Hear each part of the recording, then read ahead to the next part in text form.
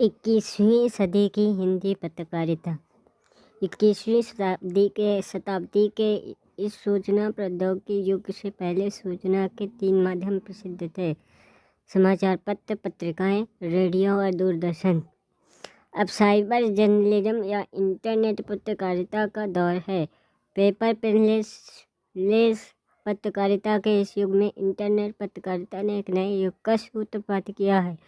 यह एक नई तरह की पत्रकारिता है जिसमें सूचना, हाईवे पर आधारित समीक्षा, हास्य सामग्री और अंतर्दृष्टि आदि हिस्से संपादकीय बनते हैं। इंटरनेट पत्रकारिता में अंग्रेजी भाषा का एकाधिकार था, अपितु पिछले कुछ वर्षों में इसमें परिवर्तन हुए हैं। अब हिंदी समाचार पत्रों के साथ प्रादेशिक समाचार पत्रों को भी वेबसाइट्स उपलब्ध हैं।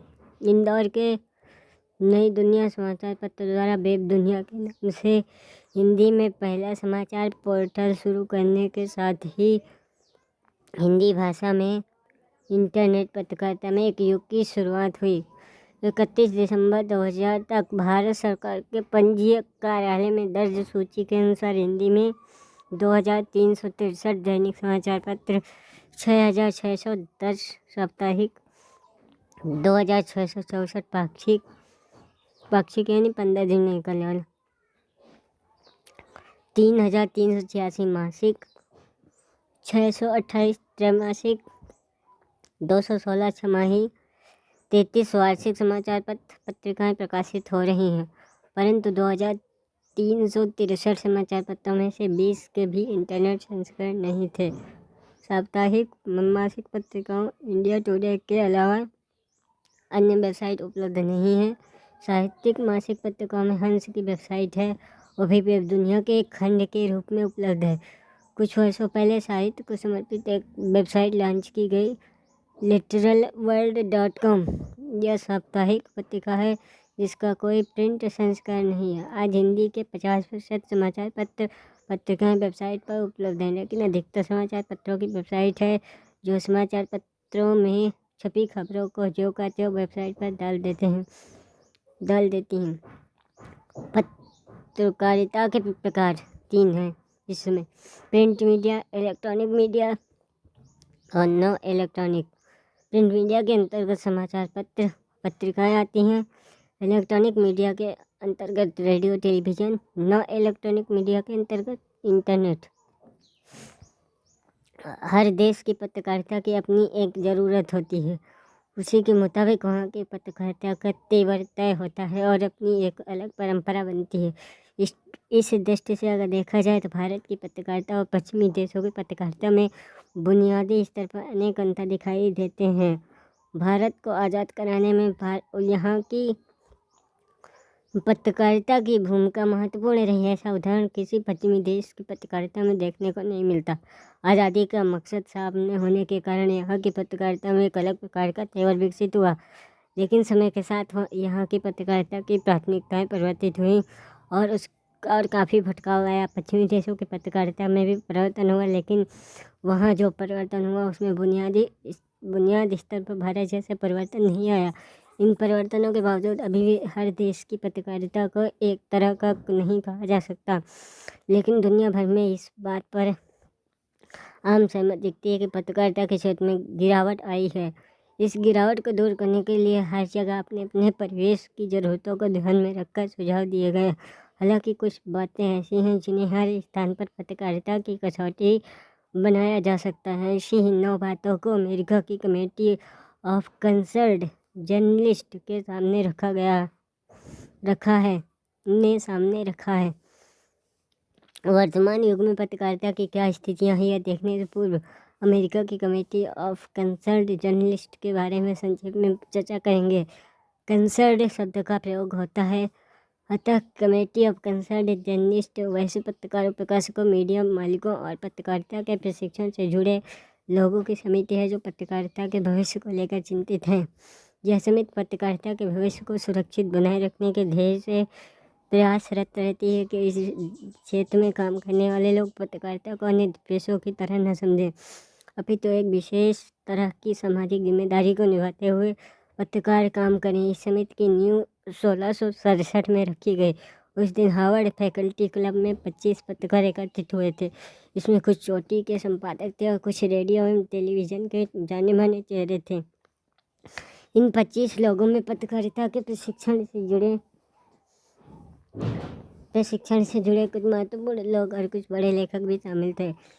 वहाँ मौजूद सारे लोगों में से एक समानता थी, वह ये कि सभी इस बात पर सहमत थे कि पत्रकारिता के क्षेत्र में कुछ गंभीर त्रुटियां आ गई हैं। उन्हें इस बात की भी चिंता थी कि आज पत्रकारिता की जनता के हितों का पोषण न कर कहीं न कहीं जनहित को नुकसान पहुंचा रही। इस बात पर भी सबकी सहमत थी कि इस स्थिति में पत्रकारिता के प्रति अपनी जिम्मेदारी को निभाते हुए कुछ न कुछ कदम उठाना आवश्यक है। इसी बात को ध्यान में रखकर कमेटी ऑफ कंसल्ट जर्नलिस्ट का गठन किया गया। गठन के पश्चात इस समिति ने 2 वर्षों तक पत्रकारों और लोगों के बीच लगातार काम किया। इस समिति ने 21 गोष्ठियों का आयोजन किया, जिसमें 3000 से अधिक लोग सम्मिलित हुए। इसके अतिरिक्त इन गोष्ठियों में गंभीरता से काम कर रहे हैं 300 से अधिक पत्रकारों की भागीदारी रही। समिति ने विश्वविद्यालय के शोधार्थियों को भी अपने साथ जोड़ा। शोधार्थियों ने 100 से अधिक पत्रकारों से पत्रकारिता के मूल्यों पर आधारित लंबे साक्षात्कार किए। पत्रकारिता के सिद्धांतों पर आधारित 2 सर्वेक्षण भी समिति ने किए। समिति ने इन पत्रकारों के पत्रकारिता जीवन का भी अध्ययन किया, जिनसे समिति ने बातचीत की। इसके द्वारा उन पत्रकारों की प्राथमिकताओं के बारे में भी जानकारी जुटाई गई, जिससे बातचीत कर समिति कुछ महत्वपूर्ण निर्णय लेने वाली थी। 2 वर्षों तक कठिन परिश्रम करता था। समाज के भिन्न लोगों के द्वारा अनुभवों को सहेजने के पश्चात समिति ने एक पुस्तक प्रकाशित की। इस पुस्तक का नाम था एलिमेंट ऑफ जर्नलिज्म। बिल कोआच और टॉम रोसोशियल इस पुस्तक के रचयिता हैं। इसी पुस्तक में समिति ने पत्रकारिता के बुनियादी तत्व के तौर पर 9 बातों को रखा है। इन्हीं 9 तत्वों की कमेटी पर दुनिया के हर देश की पत्रकारिता को कसकर देखने से कई बातें अपने आप स्पष्ट होंगी। समिति ने अपने अध्ययन और शोध के बाद इस बात को स्थापित किया कि सत्य को सामने लाना पत्रकार का दायित्व है। कहा जा सकता है कि यह तो पत्रकारिता के पारंपरिक बुनियादी सिद्धांतों में शामिल रहा है। अभी तो यह सवाल उठता है कि इसका कितना पालन किया जा रहा है। इस कसौटी पर भारत को परखा जाए तो हालात का अंदाज़ा सहज ही लग जाता है अभी कि पत्रकारिता में अपनी सुविधा और स्वार्थ के अनुसार खबरों को पेश किया जा रहा है। एक ही घटना को भिन्न भिन्न प्रकार से प्रस्तुत किया जाना भी इस बात को प्रमाणित करता है कि सत्य को सामने लाने की प्राथमिकता से मुँह मोड़ा जा रहा है। ऐसा इसलिए भी लगता है कि घटना से जुड़े तथ्य तो एक ही रहते हैं, लेकिन इसकी प्रस्तुति अपने संस्थान की ज़रूरतों और अपने निजी हितों को ध्यान में रखकर किया जा रहा है। कुछ वर्षों पहले जामिया इनकाउंटर बहुत चर्चा में रहा। इस इनकाउंटर की रिपोर्टिंग के बारे में आई एक रिपोर्ट में ये बात उजागर हुई कि अलग अलग मीडिया संस्थान अपनी सुविधा के अनुसार रिपोर्टिंग करते हैं। जब एक ही घटना की रिपोर्टिंग कई तरह से होगी जो अभी भिन्न तथ्यों के साथ, तो इस बात को समझा ही जा सकता है कि सच कहीं पीछे छूट जाएगा। दुर्भाग्य से सही, लेकिन ऐसा हो रहा है। समिति ने अपने अध्ययन और शोध के आधार पर दूसरी बात यह स्थापित की कि पत्रकार को सबसे पहले जनता के प्रति निष्ठावान होना चाहिए। इस कसौटी पर देखा जाए तो हमारे देश की पत्रकारिता में जनता के प्रति निष्ठा का घोर अभाव दिखता है।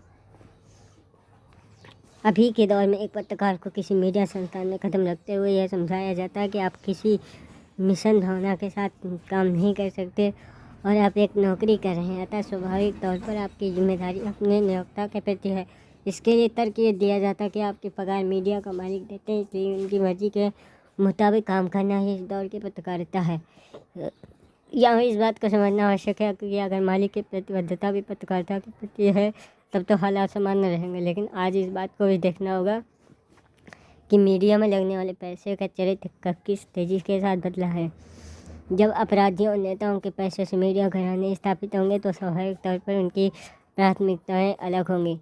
इसी के हिसाब से उन संस्थानों में काम करने वाले पत्रकारों की जवाबदेही तय होगी। इस दृष्टि से अगर देखा जाए तो हिंदुस्तान में मुख्यधारा की पत्रकारिता में गिने चुने संस्थान ही ऐसे दिखते हैं कि जहाँ के पत्रकारों के लिए जनता के प्रति निष्ठावान होने की थोड़ी बहुत संभावना है। समिति के मुताबिक खबर तैयार करने के लिए मिलने वाली सूचनाओं की पुष्टि में अनुशासन को बनाए रखना पत्रकारिता का अहम तत्व है। इस आधार पर देखा जाए तो पुष्टि की परंपरा ही गायब होती जा रही है। इसका सबसे पहला उदाहरण मुंबई में हुए आतंकी हमले के मीडिया कवरेज को मिला। एक खबरिया चैनल में खुद को आतंकवादी कहने वाले एक व्यक्ति से फ़ोन पर हुई बातचीत का सीधा प्रसारण कर दिया। अब यहाँ प्रश्न ये उठता है कि क्या वह व्यक्ति सचमुच उस आतंकवादी संगठन संबंधित था अथवा यह मीडिया संगठन का इस्तेमाल कर रहे थे। जिस समाचार संगठन ने उस साक्षात्कार को प्रसारित किया उसने इस बात की पुष्टि की थी कि वह व्यक्ति मुंबई हमले के जिम्मेदार आतंकवादी संगठन से संबंध रखता है या नहीं। निश्चित तौर पर ऐसा नहीं किया गया था। बजाहिर यहाँ सूचना के स्रोत की पुष्टि में अपेक्षित अनुशासन की उपेक्षा की गई। ऐसे कई मामले भारतीय मीडिया में समय समय पर देखे जा सकते हैं। हालांकि आतंकवादी का इंटरव्यू प्रसारित करने के मामले में एक महत्वपूर्ण प्रश्न तो यह भी है, क्या किसी आतंकवादी को अपनी बात प्रसारित करने के लिए मीडिया का एक मजबूत मंच देना सही है? अधिकतर लोग इस प्रश्न के उत्तर में नकारात्मक जवाब ही देंगे। समिति ने कहा कि पत्रकारिता करने वालों को वैसे लोगों के प्रभाव से खुद को स्वतंत्र रखना चाहिए जिन्हें वे कवरेज करते हों। इस कसौटी पर देखा जाए तो भारत की पत्रकारिता के समक्ष ये एक बड़ा संकट दिखता है। अपने निजी संबंधों के आधार पर खबर लिखने की कुप्रथा चल रही है।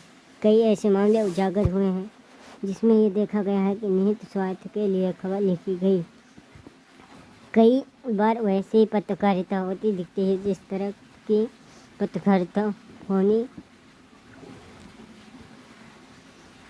की पत्रकारिता सूचना देने वाला चाहते हैं।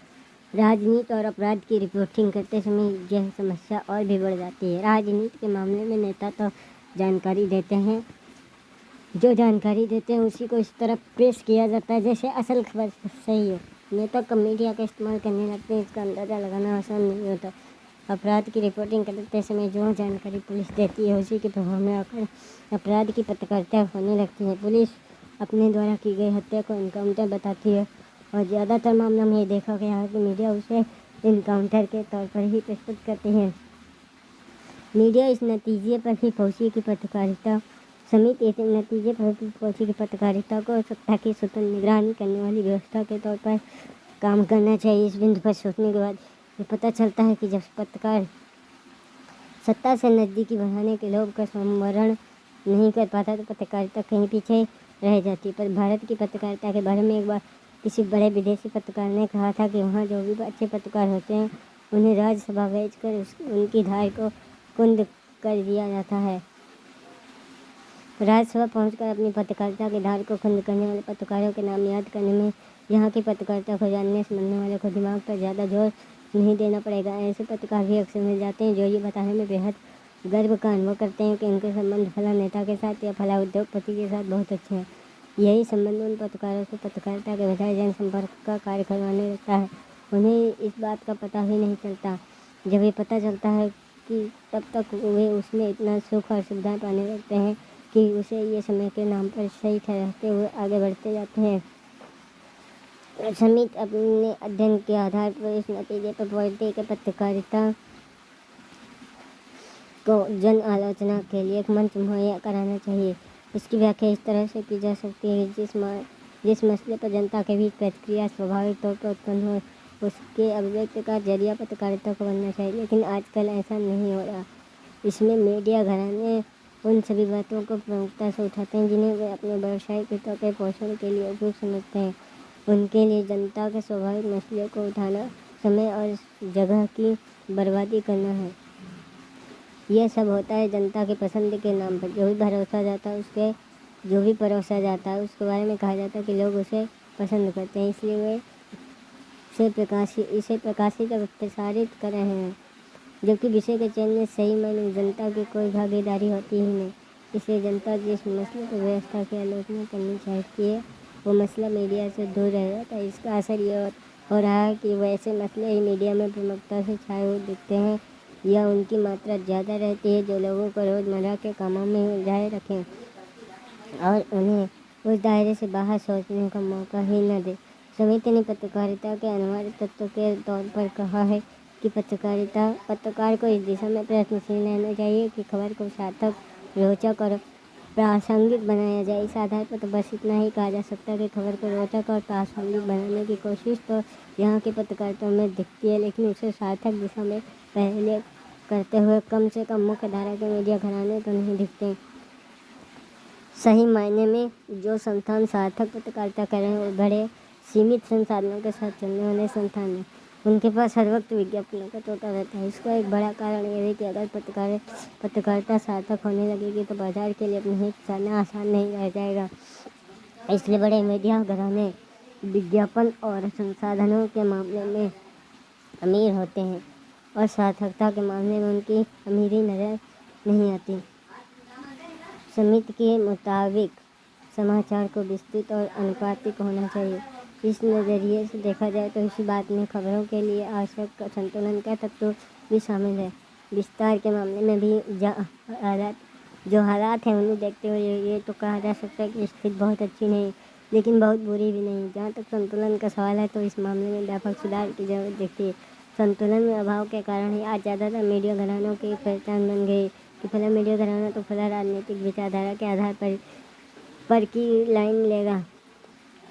इसे शुभ संकेत तो नहीं कहा जा सकता, लेकिन दुर्भाग्य से यह चलन बहुत तेज़ी से बढ़ रहा है। इस मामले में पश्चिमी देशों के मीडिया में तो हालात और भी खराब है। अमेरिका ने बाकायदा खास उम्मीदवार का पक्ष घोषित तौर पर लिया। आखिर में समिति ने पत्रकारिता के लिए एक अहम तत्व के तौर पर इस बात को शामिल किया कि पत्रकारों को अपना विवेक इस्तेमाल करने की आज़ादी हर हाल में ही होनी चाहिए। इस कसौटी विषय बस इतना ही कहना पर्याप्त होगा कि सही मायने पत्रकारों के साथ अपना विवेक इस्तेमाल करने की आज़ादी होती तो जिन समस्याओं की बात आज की जा रही है उन पर बात करने की आवश्यकता ही नहीं होती। समाप्त।